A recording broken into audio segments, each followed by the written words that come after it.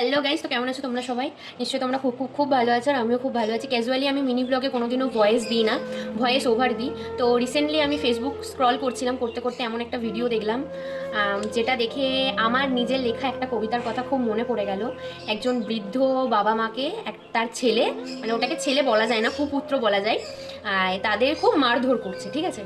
তো আমি 2 বছর আগে একটা কবিতা এই নিয়েই লিখেছিলাম। সামনে আমাদের মা দুর্গাও আসছে, তো সেই নিয়েই আমি একটা কবিতা লিখেছিলাম।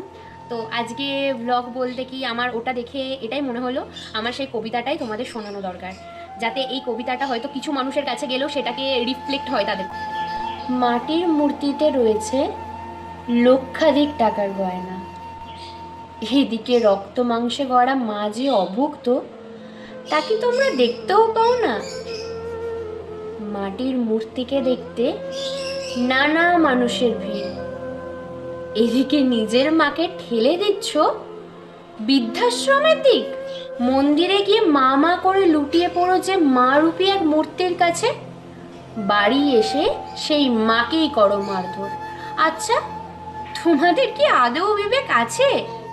মাটির মূর্তিকে ভাঙা নিয়ে তোমরা করো আন্দোলন, অথচ নির্যাতিত একটি মায়ের পাশে দাঁড়ানোর সময় কোথায় যায় তোমাদের সেই ধরন?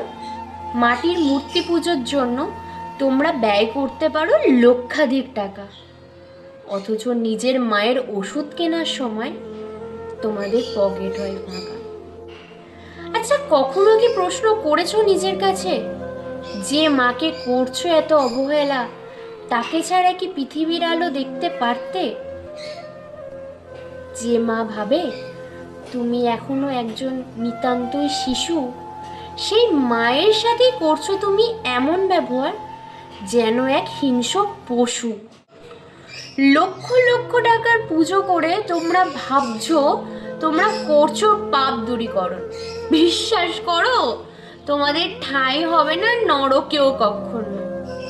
মা শব্দটা বড়ই অদ্ভুত, তাই তো মা করতে পারে না ঘৃণা করব। তোমাদের এই অন্ধ কুসংস্কারগ্রস্ত সমাজের কাছে একটাই প্রশ্ন আমার আছে, মায়ের থেকে বড় ভগবান হতে পারে কি কেউ আর?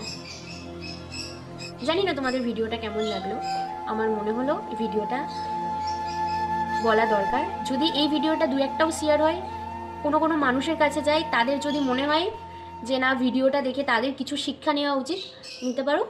নমস্কার, আমার চ্যানেলটাকে সাপোর্ট করো। Thank you for watching my video. Like করো, তোমরা খুব ভালো থাকো। Love you all guys.